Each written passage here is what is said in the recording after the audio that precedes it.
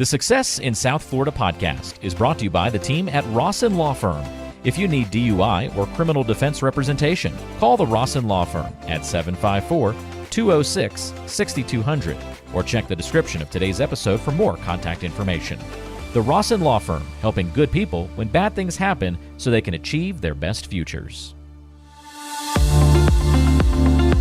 Welcome to Success in South Florida, featuring interviews with entrepreneurs, leaders, and other movers and shakers across South Florida to find out how they're doing their part to enhance the local community. Your host is Adam Rawson, the founder and CEO of the Rawson Law Firm. Adam's an award-winning attorney, former prosecutor, and a lifelong South Florida resident. He became an attorney because he believes in helping those in need and in crafting lifelong relationships in the community. This podcast is an extension of that mission.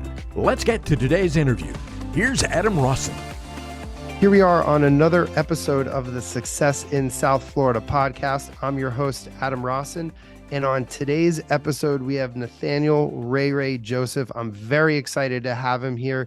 He is an incoming freshman at the University of Miami football team. He's a wide receiver. He was a 4-star recruit, big time get for the Hurricanes. And we're going to hear from Ray. We're going to talk to him a little bit about football, but also just about who he is, life, and really what his definition of success is and all the big things that he's striving for. So Ray, super happy and glad to have you here on the pod. Welcome. Thank you. Now, tell us just a little bit about kind of who you are and, what was life like growing up for you?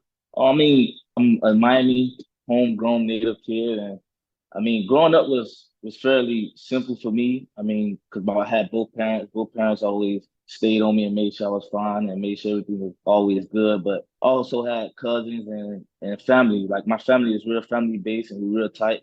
So even with the football side of it, just growing up playing football with them guys and my cousins just kind of helped me and shaped me and grew me not only for football but for life.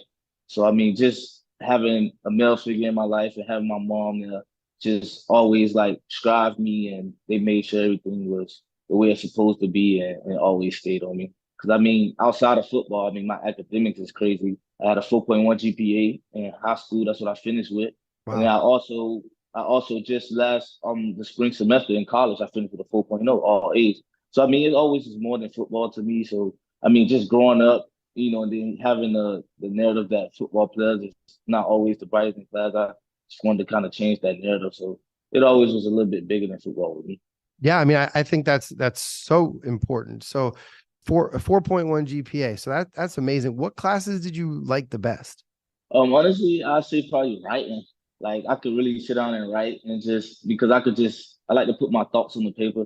So especially creative writing and stuff, not really going off a curriculum of writing, but just creative writing and things of that nature. So I had when I got to college, I got into a public speaking class, but you had to write up what you was going to speak about. So and she let you be creative with it. So just being able to talk about my life, being able to speak about it to the class, but just writing it out and just always been something that I like to just able to talk to people and get in front of the camera and talk and just let people know more so of who I am, not just on the field, but off the field too. Right. And I think that's so important today in all walks of life, right? So athletes, absolutely, but also for small business owners, for entrepreneurs, for just successful people in general. People buy from people that they know, like, and trust, right? People at my law firm, they hire us in large part because we build relationships with them. And so regardless of what you're in, I think that's so important, is to really have that personality and have that, that's outside of whatever you do, and just be able to connect with people, because that, is I think what being a good human being and a good, person for our community really is being able to connect with others and help with others. And so you had an amazing family life, right? Which not a lot of great athletes have. So you were very, fortunate and blessed to have that, not just, family, but you said tight-knit family, right? So that's great. Now, who in your family would you say was your biggest mentor? I'd say my father, because he always just stayed on me, and even, with football, classroom, everything, I had to work for everything I got. Especially with him, it was no handouts, no nothing. So, and that just teaches you more than just the lesson at the moment. It teach you life lessons. So down the line, you got to always work for what you want because nobody's going to give you anything. So, I mean, he was kind of my biggest mentor, but I mean, like playing football wise, he always was there. But I had, like I said, I had cousins play at FIU. Now, all my cousins have been through college and graduated in college. My cousin graduated from FIU. He's still there. My cousin graduated from FIU, and my other cousin graduated from D2 school in Iowa. So, I mean, just being able to play football with them in the backyard and let them beat on me because they was a little older, so let them beat on Right. me. So, Yep. as I got, I started playing football at the age of 5, but when I got in, I had to play with the 7-year-olds. So I always played with older kids. So it kind of shaped me to who I am today. Just having a bigger heart, just playing with heart and not about what size I am and all those things. So I mean, just having them and having my dad and to be there and be the mentors of it and guide me through the process was just really the biggest like stepping stone for me and I appreciate all of them for just being there. Right. It's, in sports, a lot of times we talk about the journey, not the destination. So getting, I'm sure a few times or more throughout the journey, you were probably mad at your dad, right? Being tough on you or whoever. And you're like, you wanted to take the easy road, but those are the things that adversity is, and that toughness is what shapes people. And it's going to shape you. And it's just things like that shape me. I still remember, look, I was a pretty good high school basketball player.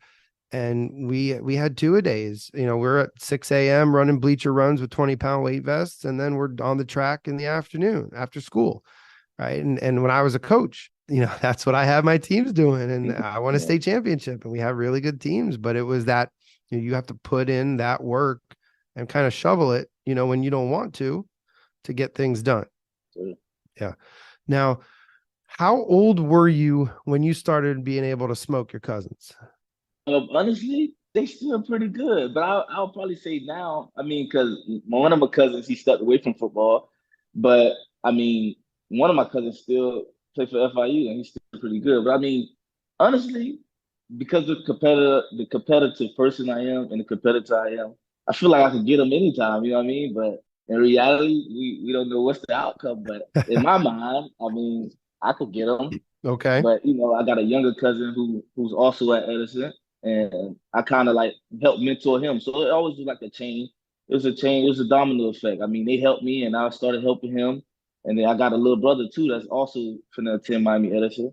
So my cousin go domino effect him, you know what I mean? So we all just guide each other and help each other. I mean, that's just how we grew up. That's how our dads raised us, just to always be there for each other and be tight knit with each other. So definitely just looking forward to see what the younger them boys do when they come up, but they finishing up their high school time, and I'm looking forward to see what they do. But I'm definitely here for them and always giving them tips, showing them some of the stuff that we do here, just to help them get better. You know what I mean? And right.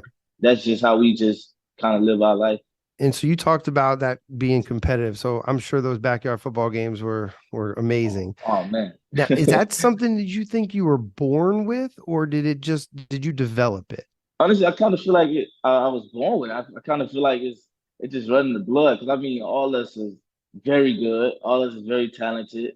And I mean, even in the classroom, all of us is even good. So I feel like it's more so it's just how we was raised.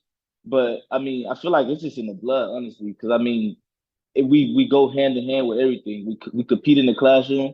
Like me and my cousin, who's at Edison, because I was there with him 2 years. We competed for 2 years on who finished with the best grade. Right. So, it was more so like if he got a B or whatever, I always had all A's and he always had all A's. But that one time he got a B, I wrote him. And then that one time I ended up maybe getting a B, he wrote me. So, I mean, we always just competed with everything we do. And, most kids not going to compete about no grades, but we compete about grades. We compete about everything. About everything. We compete about everything. You compete about girls too? Oh, man. See, I always won that battle because I had bigger me, you know what I mean? But Right. But look, so I'll tell you, 15, 18 years ago when, I'm a big Gator fan, when Urban Meyer came to the Gators, he talked about competing for every single thing. Every drill, there was a winner and a loser, everything, even if it was like a run to the water fountain or, whatever. Right. And I took that to my basketball teams. Really just that competitive and being, because it's either you have it or you don't. And I can tell you personally, I'm very, very, very competitive And I didn't realize, I think I was born with it. I didn't realize that not everybody was like that until I got older. Even now, as I'm, I just been like, wow, like most, not even that everybody's not like that, but most people aren't like that. Most people just are okay with the status quo or being average. And in my life, average is a bad word. So mediocre, right, is a bad word. And so I just didn't realize that until I got older. I'm like, wait a minute, like, why aren't y'all like me? Yeah. So yeah, I agree with you. I think for me, especially, I was just kind of born with it. And of course, sports helped develop it even more. And now in the business world with our law firm and the other things that I'm involved in, we have that competitive fire. And it's less about trying to win and having somebody else lose. But I think now it's more about just me trying to push myself to be the best that I can be. And, kind of like extreme sports or like, people that do crazy things like climb Mount Everest, they're trying to compete with themselves. Yeah. And that I think that's kind of the way that at least in me nowadays is, because we don't have an opponent every single, week like you guys do in football. But yeah, I think it's either in you or it's not, for sure. So let's talk a little bit about South Florida Express.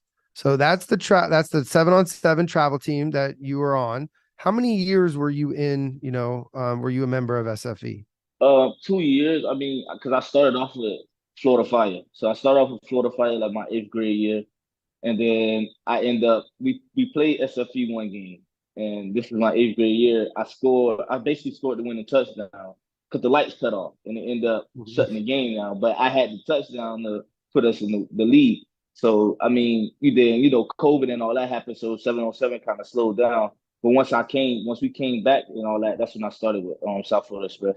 So I was in South Florida Express for about 2 years. Okay. And so what was that like for you? I know you guys won you guys were back-to-back national champions. So you're 2 years there. So what was that like being around a team of, amazing players and kind of just competing and going across the country? I'm sure you guys were competing against each other, or, within each other versus other teams. So what was that like? I mean, that was honestly a tremendous experience because I mean, you can't go everywhere and be able to compete against your own teammates because most of the time you're the best player on the team. So I mean, just being able to be a part of a team with so many great guys on the team, but not only great football players, but great character people. So I mean, just being on a team that was so loaded and stacked always helped you get better. And I mean, that's how teams who always won was at their peak because they always had somebody to compete against. Just like when Miami was at their top tier peak, they had players on top of players being able to compete against each other and get the best out of everybody. Nobody's comfortable.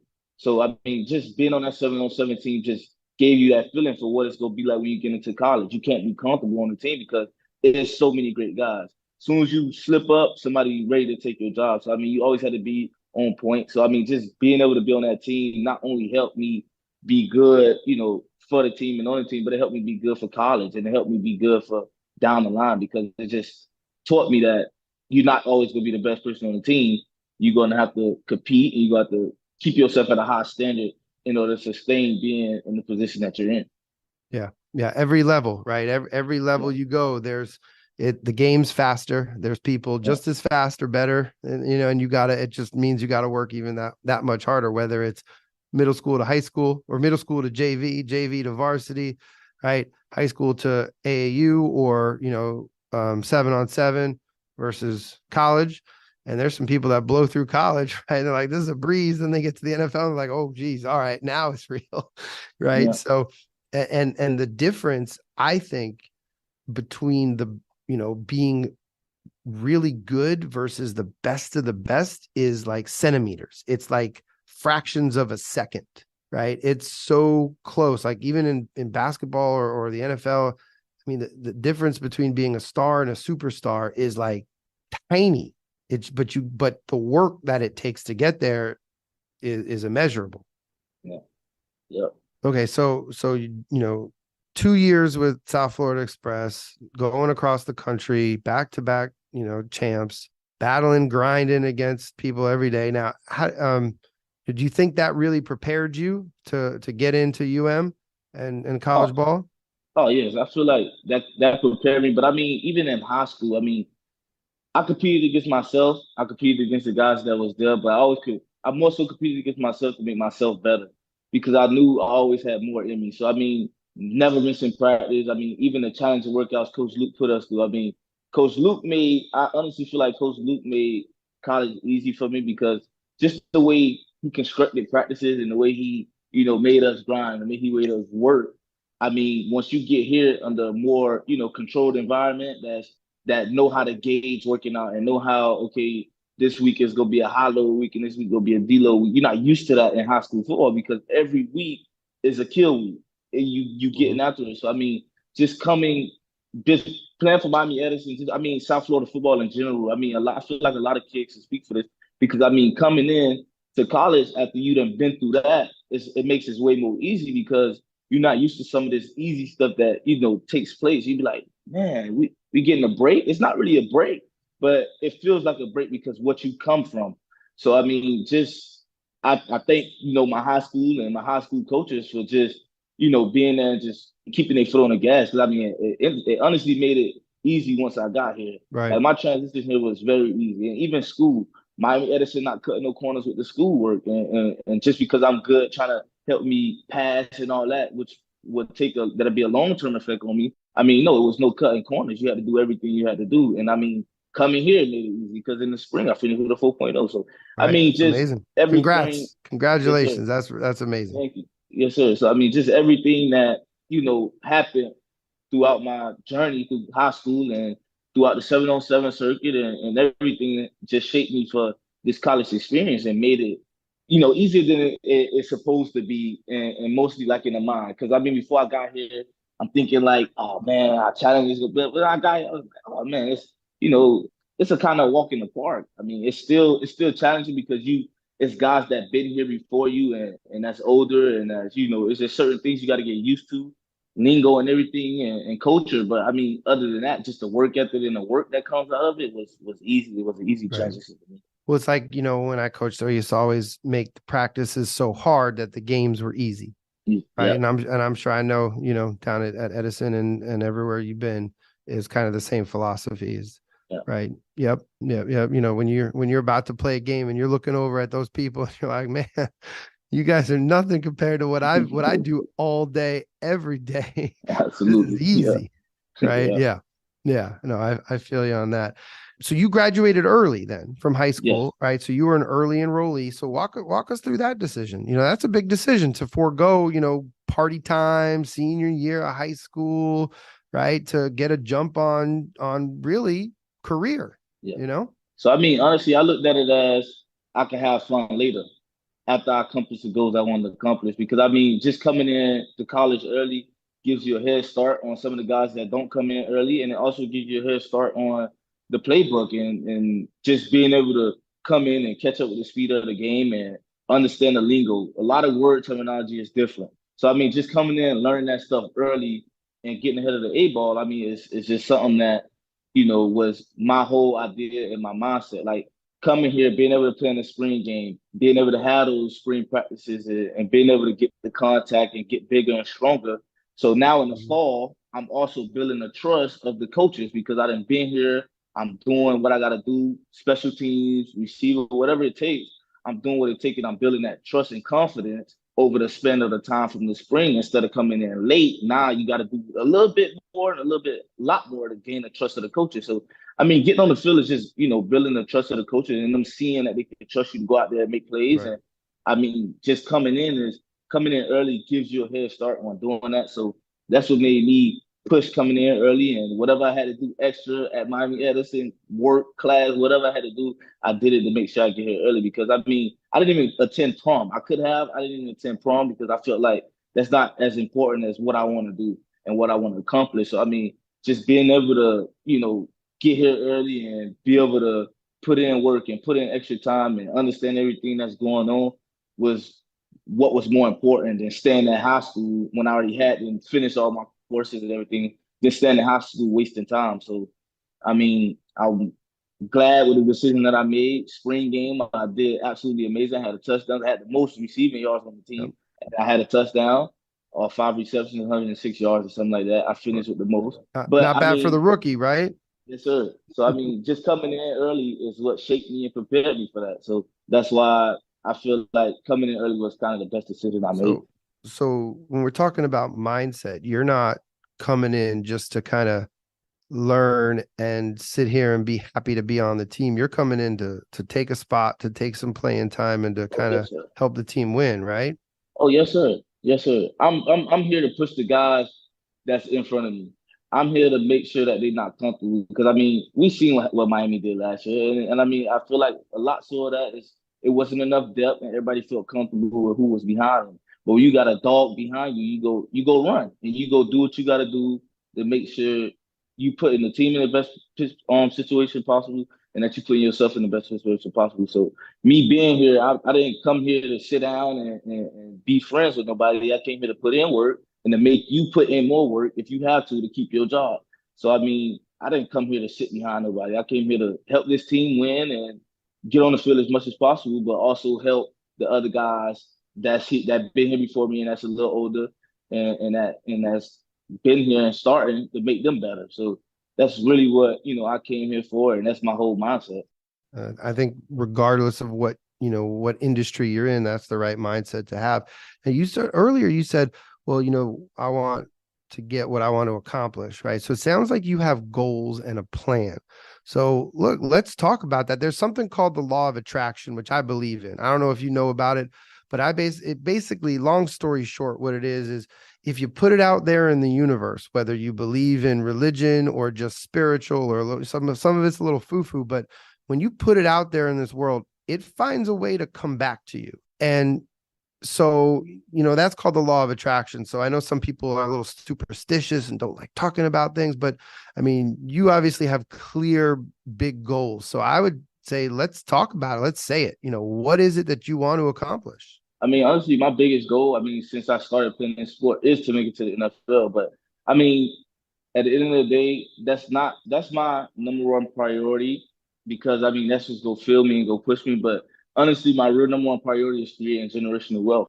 I mean, honestly, I just want to build money that grows so long that it can't be stopped. So I mean, I just want to put my kids in the best situation, 8 kids in the best situation. So I mean, it's just what I want to do as a man. I want to have my own businesses and be able to set my kids up and make sure my kids be straight, my future kids when I have some, just make sure they in the best situation possible. So I mean, that's my real goal. But I mean, making it to the NFL, just investing and putting my money in great places where my money can grow. And just like I said, generational wealth is one of my mindsets. So just basically making sure my family is straight forever is really a goal that I have in mind. So I mean, just all the hard work I put in and all the extra hours coming in early, doing stuff that I don't want to do and maybe, the work that all the extra hours at Edison I had to put in with classrooms and getting extra courses done and everything is setting up my life for what I want it to be. And that's just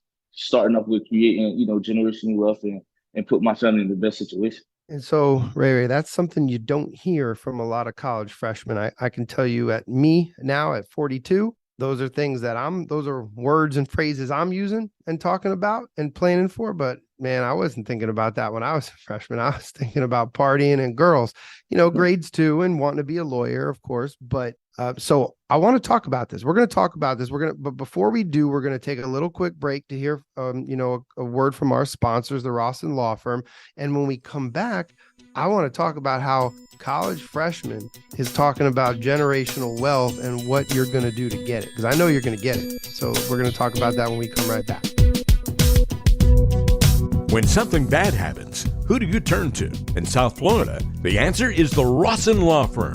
Criminal and DUI defense for when bad things happen to good people. The Rawson Law Firm is a team of 8 criminal defense attorneys, including 2 board-certified criminal trial experts. They also have federal and white-collar divisions in the practice. To learn more about the team and how they can help you, connect on Facebook and Instagram at Rawson Law Firm. You'll also find helpful and entertaining videos on Rawson Law Firm YouTube channel. Just check this episode's description for all the ways you can connect. All right, now we are back on the Success in South Florida podcast today with Nathaniel Ray Joseph. And Ray, we were just talking about generational wealth and how we don't really hear that from too many college freshmen, especially college freshmen who graduated early to, start college, right? Of course, it's for football, but it's college and you have a 4.0 GPA already. So when did you start thinking about generational wealth? I mean, honestly, since high school, since the early stages of high school, like ninth grade, because me and my dad used to talk and I always used to say, I want to be rich. But he always said, you want to be generational wealth. You want generational wealth. That's what you want. So, I always just prided myself on generational wealth because generational wealth takes you farther than just being rich. I feel like riches are in the moment thing, and generational wealth is money that you live off of, your kids live off of, they kids live off of. Like it keeps going. It keeps going. And that's what I feel like I wanted to set myself up for, and I wanted to put myself in the best situation where I could be put in that situation, and that's where I could be at one day in life. So that's what, my dad just instilled in me and what he explained to me and what he taught me about. So I just been living off that terminology and chasing that goal ever since, it came up throughout our conversation. Yeah, so your dad's obviously a very smart man, very, very, very smart. And there's, have you studied some of the, because if you think about it, right, 100 years ago, 200 years ago, there was a lot, and there still is today, of generational wealth that just, gets passed down and passed down. And have you, I know there's definitely some books on some of those people, like the Rockefeller family and just some of the other big money families, that you can kind of learn from. Have you looked at any, or are there any classes at Miami where you can kind of go and learn about how they did it and how they kept it going for so long? Yeah, that's definitely something that I definitely need to look into. Like you said, like the Rockefeller, like certain names and people that I didn't heard about and I know about, but it's something definitely more that I could look into. And I know Miami has some of those opportunities and things that I could look into. But that's definitely, I haven't looked into it, but that's definitely something I want to look into. Right. Yeah, I definitely think you should. I think you'll learn a lot, and it'll be really interesting because I think all of us can learn from other people, especially even if it was 100 years ago, right? And see their successes and their failures and how they dealt with it. And if we're talking about generational wealth, obviously, you're a very talented football player. You want to work hard and make it to the NFL.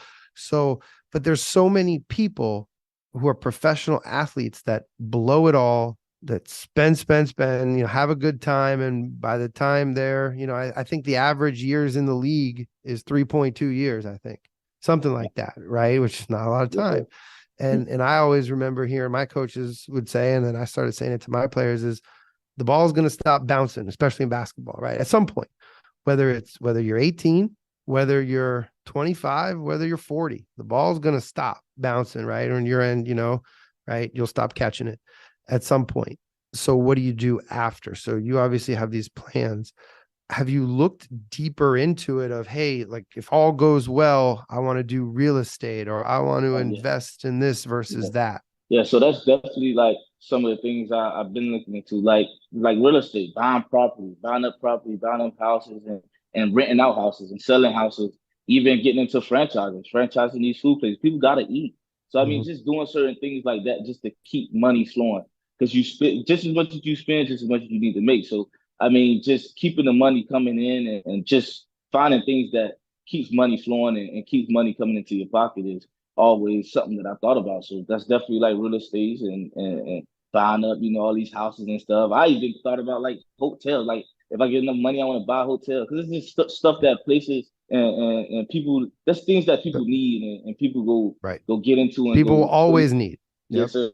So that's always something I always thought about, just getting the stuff and getting into the stuff that people always need. I don't want to play Monopoly with you because I think you'll probably put hotels on Boardwalk and beat me. So now, we're talking about this, right? This generational wealth and this mechanism for it, with, real estate and franchises. Franchises are great because they have the systems and processes in place. They have the marketing, they have the brand and name recognition.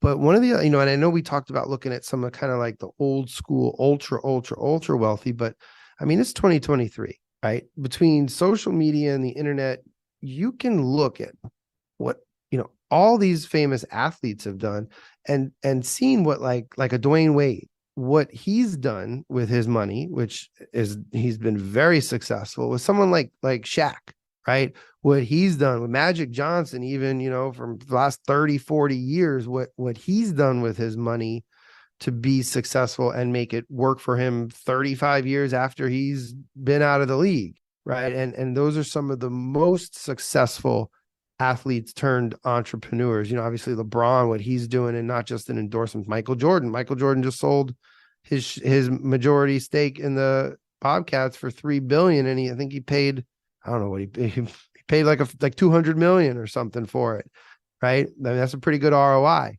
Yeah. So there's so many resources that anybody listening to this podcast, anybody who's young and interested in being successful can really look at, from, whether it's business or athletes, because those two worlds, are so much alike.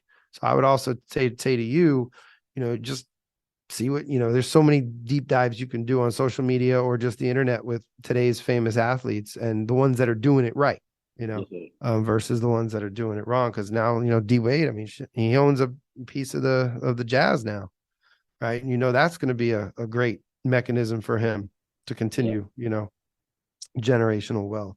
So let's a little bit, and let's talk about you as the person. So we've really talked about, you as the football player, you as the, future entrepreneur that I know you will be. But what about just you as a person? What do you like to do? And, what kind of makes you go?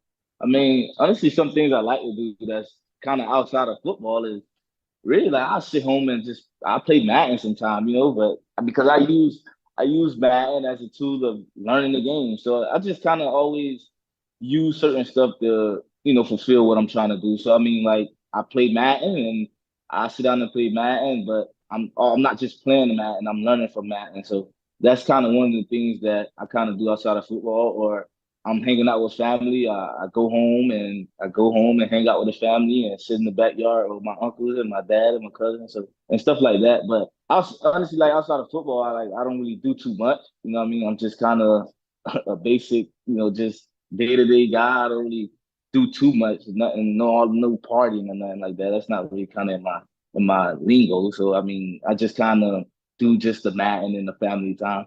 Right. That's good.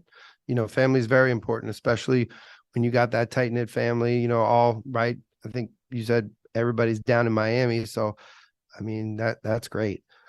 Now, one big thing that's changed in the game is NIL, right? We all know it. We've talked about it. It's still kind of the Wild West. I think we're in year 3 maybe of NIL, and still nobody really knows anything. But how have you approached that as far as opportunities for you and just making sure that your name and your reputation is stellar, right? Because the people who get the most deals in NIL, obviously social media following, but you got to be marketable. You got to have a good reputation, because brands and businesses don't want to be associated with people that don't have a good reputation. So what have you learned about NIL, and what, either through mentors in high school or through, UM, what do they teach you? Yeah, I mean, they just, like, some of the meetings that we have about NIL when they have people come talk to us. I mean, it's exactly what you said. Just building a brand and keep your name clean, because like you say, people want to deal with people who got a clean name and who's doing the right thing, not only on the field, but in the community. So just doing things that'll be a positive outlook on yourself, but also on their brand. So I mean, just honestly, NIL just taught people, it made players and athletes, because they could benefit off making money, they prioritize keeping their name clean and trying to get a following and trying to just do the right things in the community. See more players on the team doing stuff in the community and just posting it out there. So now when these businesses come and they look at your pages and they interacting with you, you have things that you could say. Like, you just basically building up a resume for yourself, and that you could sell yourself to these businesses. But also when you make it to the NFL, it helps you with a lot of stuff that you didn't do for the community and things of that nature. So I mean, NIL is bigger than just, you running around on the field and being a guy or whatever, but just also doing things in the community and helping people and just making sure your face stay clean and your name is top tier, and you could benefit off of it. Right. So, and do you have any deals? I mean, we don't need to talk specifics, but do you have any Yeah. deals in the works? Oh yeah, I have a deal with Life Wallet, so I mean I'm on contract Okay. with them. But yep, so it's just like you do commercials with them, and you just basically the team is the face of their brand, and we do commercials and we advertise their stuff to the world. But I mean, like you said, if your name's not clean, they don't want you on their stuff because Right. that runs people away. So I mean, just having a clean name and just doing the right things in the community make your NIL experience 10 times better. Right. Again, it's people want to do business with people that they know, they like, but also the last one, trust. Yeah. Right. And it's about having that, building those relationships and building that trust, regardless of whatever it is. Right. You talked about trust. If they're putting you in, they got to trust that you're going to be in the right spot at the right time. You got to have that. The quarterback's got to have the trust to throw you the ball, because sometimes there's multiple people open, and if that quarterback doesn't trust you, you're not getting the ball. Yeah, same thing, and it's especially in a team game, right? Yeah. I mean, if we're talking about swimming or tennis, you just got to trust yourself. Golf, you just got to trust yourself. But when you're working on, punt return, you got to trust everybody, when you're working on that team, whether it's offense, defense, or whatever, you all got to be working in unison. So trust is so important. And just like me, at our law firm, we have people's lives in our hands doing criminal defense work. We have people's futures and families in our hands, and that we have to be great teammates and we have to trust one another, so it's the same thing no matter what I think you do in life. You talked a little bit about community involvement. So have you been involved in the community already? And what are some plans, with you, obviously, as you're coming back, to the community? I mean, I didn't done tons of events. I mean, in the community. I actually just did one with Cam Kinters. I helped Cam Kinters work his camp at Grand Cherry, and I mean, the UM actually had a community service event where we went to Grand Cherry, like maybe 2 weeks prior to his camp, and we was out there working with the kids, just showing them some of the stuff that we do. I also go to this park right around the street from the school that do summer camp and stuff, and I'd be there helping them kids and just playing around with them in the gym. So I mean, I always involve myself in the community because I mean, most importantly, I'm from here and it's my hometown. So these kids trying to go to the same place I'm going and trying to be in my shoes. So me just being there and showing them that I came from the same place you came from, we know different. I mean, it just takes work and hard work, and it kind of motivate them kids, and just like honestly, like the little things that you'll tell them and stuff like that, they remember that stuff for a lifetime. And I mean, that's just some of the stuff that I just pride myself on doing, because I mean, the little kids, the younger generation is really what's important. They go keep the world going in the right way it's supposed to be. So I mean, just having the right people in front of them to guide them the right way to make sure the world is in safe hands as they get older is kind of definitely what I pride myself on doing. Yeah, that's the way it's supposed to be. Look, I had great mentors growing up, great people to look up to. I know you did. And then it's just paying it back, as we become the older ones and pushing the young and bringing them up and making it better. Right. And it's kind of the same thing you're talking about, generational wealth, trying to make sure that your kids and your kids' kids, right, are just constantly getting better. Better. No, not spoiled, right? But better, right? Yeah, absolutely. So, okay, I have one last question for you, and I want you to think about this long and hard. Do you love to win, or do you hate to lose? I mean, I definitely love to win. So, I mean, and I definitely hate to lose. Right, but you got to pick one. What's more? What motivates you more? I mean, honestly, I say losing. I mean, because when you lose, you learn from it. So I mean, like I kind of go by like everything happens for a reason, and everything is a learning curve. So I mean, when you lose, you learn how to not lose again. So I mean, losing kind of helps you go. I mean, winning does too, but I mean, sometimes you could win and overlook it. You could win and be like, man, I won. Like, so you don't really take nothing from it. But when you lose, you sometimes try to figure out why you lost, and you look more into it. And you just try to understand what went wrong, so now next time that don't happen again. So I mean, I say I hate losing, and that I'd rather go that route than the winning route, because I mean, winning you win, but I mean, when you lose, you pay attention to why you lost, and it basically helps you get better, honestly. That's a great answer. It's, it's funny. I ask everybody and across the board, it's 50-50, but it's more, to me, it's more about the why behind it. Obviously I have my opinion.